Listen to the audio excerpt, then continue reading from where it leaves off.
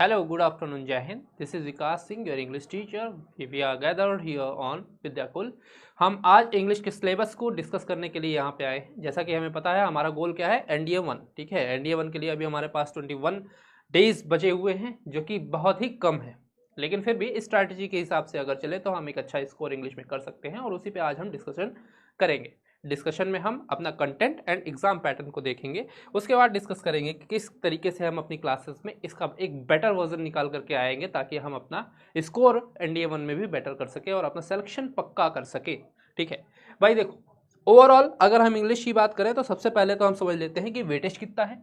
GAT के अंदर 50 questions आपके इंग्लिश से आने वाले हैं, जो कि आपके 4 मार्क्स के होंगे, और उन 4 मार्क्स का वेटेज है 200 नंबर का.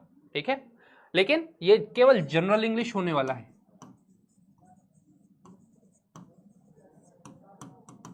और जनरल इंग्लिश का मतलब है कि सामान्य इंग्लिश, यानी बहुत ज़्यादा हैवी कोई भी इंग्लिश नहीं आने वाली भाई. आराम से बहुत इजी पैटर्न पे चलने वाली इंग्लिश को हमको समझना है. केवल उसके रूल्स एंड आपके लॉजिक्स को समझ लेना है, और आपको जो भी क्वेश्चंस मिलेंगे उन लॉजिक को वहाँ पे फेल किया जाएगा. ठीक है, आपको उसे करेक्ट करना पड़ेगा, आपको उस लॉजिक को फाइंड आउट करना पड़ेगा, जो कि प्रैक्टिस से किया जा सकता है. It's not that of a big deal, है ना. तो भाई सबसे पहले बात करते हैं कि कंटेंट क्या है हमारा, कि हमें पढ़ना क्या क्या है. सबसे पहला हमारा आता है सब्जेक्ट वर्ब एग्रीमेंट, जिसको हम सिंटैक्स के नाम से जानते हैं. ठीक है, होता क्या है कि जब भी हम इंग्लिश बोलते हैं वहां पे वोकैब्स एंड सेंटेंसेस दो तरीके के पार्ट्स होते हैं, जिसमें सेंटेंस जो बनाया जाता है वो सब्जेक्ट और वर्ब के एग्रीमेंट से बनाया जाता है. कैसे कि सब्जेक्ट अगर सिंगुलर है तो वर्ब भी सिंगुलर होनी चाहिए, अगर आपका सब्जेक्ट प्लूरल है तो वर्ब भी प्लूरल होना चाहिए. और इस एग्रीमेंट को समझ करके ही हम पता लगा सकेंगे कि किसी भी सेंटेंस के अंदर अगर कोई वर्ब एरर है, कोई वर्ब अगर गलत लगी हुई है, सब्जेक्ट गलत लगा हुआ है, तो वो सेंटेंस में कहाँ पे एरर है, उसको फाइंड आउट करके हम अपने मार्क्स को स्कोर कर पाएंगे. ठीक है, क्योंकि हमारा जो एग्जाम पैटर्न है, जो हमारा क्वेश्चन पैटर्न है, उसमें स्पॉटिंग द एरर में ये सारी चीजें पूछी जाती है. ठीक है, दूसरा हमें पढ़ना है टेंसेस. बचपन से हम पढ़ते चले आ रहे हैं. टेंसेस एक मोस्ट इंपॉर्टेंट पार्ट है. कोई भी बात जो हम बोलते हैं उसका एक टेंस होता है, एक काल होता है. या तो वो प्रेजेंट होता है अभी वर्तमान में, या तो वो भूत होता है पास्ट में, या फिर वो फ्यूचर होता है आने वाले समय में. ठीक है, और उनके साथ किस तरीके के रूल्स लगते हैं वो सारे डिफरेंट होते हैं, और उन रूल्स को समझ करके ही हम एरर्स को फाइंड आउट कर पाएंगे. इसलिए टेंसेस एक मोस्ट इंपॉर्टेंट पार्ट हमारा निकल करके आता है, जो हम अपनी सेकेंड क्लास में करने वाले हैं. थर्ड पॉइंट आता है आपका parts of speech and articles का. ठीक है भाई, पार्ट्स ऑफ स्पीच हमने बचपन से पढ़ा है. There are 8 types of part of speech in general. उन्हें हमें पढ़ना है. नाउन, प्रोनाउन, एडजेक्टिव, ये सारे कहाँ पे यूज होंगे, इनको रीयूज करने के क्या क्या रूल्स है, फिर नाउन्स के भी कितने पार्ट्स हैं, एडजेक्टिव्स के कितने कितने डायमेंशंस हैं, उनको हमें पढ़ना पड़ेगा. साथ ही में आर्टिकल्स ए, एन और द, 3 आर्टिकल्स होते हैं, डिटर्मिनर्स की तरह यूज किए जाते हैं, लेकिन केवल नाउन के साथ इस्तेमाल होते हैं. तो किस नाउन के साथ कौन सा आर्टिकल आएगा और वो किस टाइप का आर्टिकल होगा, इसे भी हम पढ़ेंगे. हमें पार्ट्स ऑफ स्पीच के लिए लगभग 3 क्लासेस मिलने वाली हैं.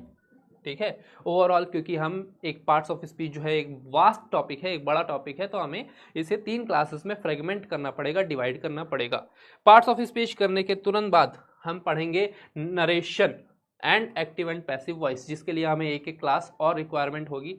हम उन एक अगली क्लासेस में direct and indirect speech and active passive voice को पढ़ेंगे. ठीक है, क्योंकि जब भी हम नरेशन करते हैं, नरेशन का क्या मतलब होता है भाई, कोई स्टोरी बता रहे हैं, है ना, कोई कहानी बता रहे हैं, अपनी कहानी बता रहे हैं, आत्मकथा बता रहे हैं, नरेट कर रहे हैं, है ना. तो नरेशन में इनडायरेक्ट स्पीच भी आता है, डायरेक्ट स्पीच भी आता है. डायरेक्ट को इनडायरेक्ट कई बार किया जाता है, तो उस चीज को, उसके रूल्स को हमें समझना पड़ेगा, ताकि हम बेटर तरीके से अपने क्वेश्चन को सॉल्व कर सके.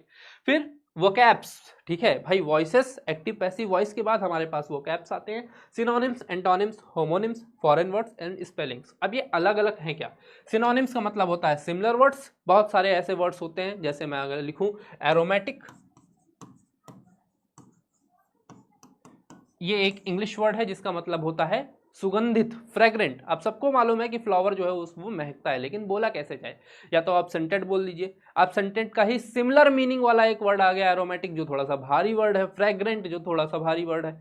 लेकिन स्टेटमेंट जब पूछा जाएगा तो वो ये नहीं देखेगा कि आपने कितनी इंग्लिश पढ़ी है, वो उसने जो डिमांड किया है वो आपको फुलफिल करना पड़ेगा. इसीलिए सिनोनिम्स पढ़ना जरूरी है. आ जाता है एंटोनिम्स, जो पार्ट है जिसका मतलब ये है कि अपोजिट मीनिंग है ना, विपरीतार्थी शब्द जो होते हैं उनको हम क्या बोलते हैं, एंटोनिम्स, विलोम शब्द। ठीक है, जैसे कॉमन आप बोले लेडी, ठीक है, एक बहुत यूज्ड वर्ड है, बहुत कॉमनली यूज्ड वर्ड है। ठीक है, लेडी, लेडी का मतलब क्या होता है, लोग कहेंगे औरत, लेडी का मतलब औरत होता ही नहीं, और जब आपको उसका मतलब नहीं मालूम है तो आप उसका अपोजिट भी नहीं बता सकते। लेडी का अपोजिट होता है लॉर्ड। ठीक, लेकिन एक बात ध्यान दीजिए, लेडी एंड लॉर्ड दोनों क्या है, वो सिंगुलर फॉर्म में है। जैसे ही हम इसको प्लूरल करेंगे तो इसके अपोजिट भी चेंज हो जाएंगे। अगर हम इसको लेडीज कर दें तो ये हो जाएगा जेंटलमैन, है ना। मैन क्या होता है, MEN, plural form of man. इसीलिए हमें इसके सिंगुलर एंड प्लूरल फॉर्म्स को देखते हुए एंटोनिम्स एंड सिनोनिम्स पढ़ने पड़ेंगे। यह हमारे इंग्लिश में ज़्यादातर डिमांड किए जाते हैं। GAT में 20 क्वेश्चंस लगभग आपके वोकैब से आते हैं, जिसमें सिनोनिम्स, एंटोनिम्स एंड होमोनिम्स आपके तीनों पूछे जाते हैं। होमोनिम्स का ट्रेंड बढ़ गया भाई। होमो क्या है, होमो अगर देखा जाए तो होमो का मतलब होता है दो, है ना, डुअल। तो एक ही वर्ड होगा, उसकी स्पेलिंग सेम होगी, प्रोनाउंसिएशन सेम होगा, लेकिन उसका जो मीनिंग होगा वो अलग हो जाएगा। जैसे आप बोलते हैं बैट, अब बैट उड़ता भी है और बैट से आप खेलते भी हैं, तो उस कंडीशन में क्या है, आपको होमोनिम समझने पड़ेंगे, क्योंकि सेंटेंस में इसका कंटेक्स्ट क्या है, क्या सेंस बन रहा है। अब किसी ने बोला बैट वॉज फ्लाइंग, आपने एक ही बैट सुना है कि उससे खेला जाता है, तो आप कहें बैट से तो खेला जाता है, फिर ये उड़ क्यों रहा है भाई, ये कौन सा बैट आ गया, वहां पे कंफ्यूजन ना हो, इसके लिए हमें होमोनिम्स पढ़ने जरूरी है। और वो होमोनिम्स कम्युनिकेशन में बेटर तरीके से आपको एक एनहेंस्ड पर्सनालिटी देते हैं, इसीलिए आपका जो डिमांड होता है वो होमोनिम्स का होता है। फिर आ जाते हैं फॉरेन वर्ड्स। भाई फॉरेन वर्ड्स, इंग्लिश एक ऐसी लैंग्वेज है, या कोई भी एक ऐसी लैंग्वेज जो भी आप यूज करते हैं वो कभी भी प्योर नहीं है। आज के मॉडर्न टाइम में प्योर लैंग्वेजेस नहीं है। फॉरेन वर्ड्स जो आते हैं, यानी बाहरी पार्टिकल्स जो आते हैं, वो आपकी लैंग्वेज पे कब्जा कर चुके हैं, और उस तरीके के कुछ एक्सेप्टेड आपके वर्ड्स जो होते हैं वो जैसे पास्ता, पिज्जा, ठीक है, ये सारे वर्ड्स हैं, ये इटली से आए हुए हैं, लेकिन इंग्लिश में आपको अगर पास्ता खाना है तो पास्ता ही बोलेंगे ना, पिज़्ज़ा खाना है तो पिज़्ज़ा ही बोलेंगे। तो इस तरीके के कुछ वर्ड्स आपको पढ़ने होंगे जो कि फॉरेन वर्ड्स हैं। फिर स्पेलिंग, ठीक है, स्पेलिंग क्या है, अब देखो यहाँ पे जैसे हमने लिखा ना लेडीज, है ना, यहाँ पे लेडीज का वर्ड का यूज किया, IES लगाया, वाई हटाया IES लगाया, ये रूल कहाँ से आया भाई। कई बार तो हमें जब प्लूरल बनाना होता है तो MS या ES का यूज करते हैं, तो यहाँ पे IES क्यों आ गया। स्पेलिंग ऑफ वर्ड्स में हमें ये पढ़ना पड़ेगा कि किस तरीके से स्पेलिंग्स के लास्ट में प्रीफिक्स एंड सफिक्स जो होते हैं उनका यूज करके किसी भी स्पेलिंग के साथ हम नए वर्ड्स का कंस्ट्रक्शन करते हैं। प्रीफिक्स एंड सफिक्स पढ़ना हमारे लिए बहुत नेसेसरी हो जाता है। ठीक है, जस्ट इसके बाद भाई हम अगर आप आगे चलें तो हमें कंप्रहेंशन करना पड़ेगा, phrasal verb and Indian phrases करना, इडियम्स एंड फ्रेजेस करना पड़ेगा। इडियम्स क्या है, मुहावरे। जैसे एक मुहावरा होता है hay while the sun shines, ठीक है, make a hay while the sun shines, यानी तब आप प्रहार करिए जब मौका आपके पक्ष में हो। ठीक है, तो इस तरीके की स्टेटमेंट्स आपकी जो भी कंप्रहेंशन होता है उसको एक इलेबरेटेड फॉर्म में, एनहेंस फॉर्म में आपके सामने पेश करते हैं, और इसीलिए इनको पढ़ना हमारे लिए ज़रूरी हो जाता है। एक क्लास हमारी comprehension, phrasal verb and idioms की होने वाली है। लास्ट में भाई देखो, हम पैटर्न ऑफ द क्वेश्चन समझते हैं कि किस तरीके से क्वेश्चन पूछे जाते हैं। अब है क्या spotting the error. Spotting the error का मतलब त्रुटि का खोज करना है। कोई स्टेटमेंट या पैराग्राफ आपको दे दिया गया है, उसमें कोई नाउन गलत होगा, कोई आर्टिकल गलत लगा होगा, वर्ब सब्जेक्ट का एग्रीमेंट गलत लगा होगा, या फिर टेंस गलत लगा होगा, इनमें से कोई भी चीज़ हो सकती है। आप जब सारे रूल्स एंड रेगुलेशन पढ़ेंगे तो आपको समझ में आएगा कि असल में गलत क्या है, और स्पॉटिंग द एरर्स में आपको वो ऑप्शन चूज करना पड़ेगा जिस पार्ट में गलती है। ठीक है, इसी से आगे इसी का एक इम्प्रूव्ड वर्जन सेंटेंस इंप्रूवमेंट है। अभी आपको केवल एरर फाइंड करना था, लेकिन अब आपको केवल एरर फाइंड नहीं करना है, इसके बाद आपको एरर फाइंड करके उसको इम्प्रूव भी करना है, करेक्ट भी करना है। फिर पैरा जंबल्स आते हैं। जंबल्स क्या होते हैं, किसी भी वर्ड के आगे पीछे लिखा हुआ है, अब कोई नया वर्ड है, आपने उसको सुना नहीं, जैसे मोडस ऑपरेंडी एक वर्ड आता है। ठीक है, अब modus operandi mode of operation जिसका मतलब होता है, इसका अगर आपको मतलब नहीं मालूम होगा, सिनोनिम नहीं मतलब मालूम होगा, तो आप पैराजंबल्स नहीं कर सकते। सेंटेंस रीऑर्डरिंग, यानी किस सेंटेंस में सब्जेक्ट के बाद क्या आएगा, वर्ब कहाँ लगेगा, एडजेक्टिव कहाँ लगेगा। कई बार ऐसा होता है कि एडवर्ब आ जाता है, तो एडवर्ब मेन वर्ब और हेल्पिंग वर्ब के बीच में आता है। ये रूल्स रेगुलेशन आपको पता होने चाहिए, तब जाकर के आप सेंटेंस रीऑर्डरिंग कर सकते हैं। लास्ट में आता है क्लोज टेस्ट। अब ये क्लोज टेस्ट क्या है भाई, मॉडर्न डे में क्लोज टेस्ट का बहुत ज़्यादा प्रचलन है, ट्रेंड बढ़ चुका है। क्लोज टेस्ट क्या होता है, एक पैराग्राफ लिखा हुआ है अलग अलग लाइन्स में, ठीक है, यहाँ पे एक ब्लैंक है, यहाँ पे एक ब्लैंक है, यहाँ पे एक ब्लैंक है। तो स्टेटमेंट जो दिया हुआ है, सेंटेंस जो दिया हुआ है, उसके रूल्स के अकॉर्डिंग वहां पे जो वर्ड आएगा आपको वही वहां पे लिखना पड़ेगा। ये फाइंड आउट करना आपकी जिम्मेदारी है। लेकिन आप अंतर्यामी थोड़ी हैं भाई, आपको कैसे पता चलेगा? तो वो पता चलेगा जब आप रूल्स एंड रेगुलेशंस पढ़ेंगे।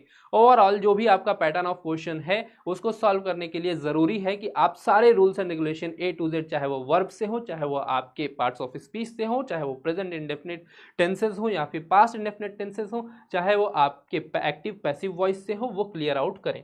और इसके साथ लगभग 9 क्लासेस के अंदर हम अपना सिलेबस जो है वो पूरा करेंगे, जो कि इंपॉर्टेंट पोर्शन होगा। हर एक क्लास के साथ हम क्वेश्चंस करेंगे और उस क्वेश्चंस के बाद हम आपको कुछ इंफॉर्मेशन देंगे जहां से आप अपने वोकैब्स को प्रिपेयर कर सकते हैं। ठीक है, इसी के साथ ओरिएंटेशन हमारा यहाँ पे ख़त्म होता है। आई होप कि जब हम मिले तो एक बहुत ही बड़ी एनर्जी के साथ मिले ताकि हम अपने सिलेबस को आगे बढ़ा सकें। तब तक के लिए have a nice day and आप अपने आप को एनर्जाइज रखिए ताकि हम जब मिले तो अपने हाई जोश के साथ अपनी इंग्लिश प्रिपरेशन को आगे बढ़ा सके ताकि आपका सिलेक्शन सिक्योर किया जा सके। तब तक के लिए बाय बाय, जय Hind and have a nice day. Thank you.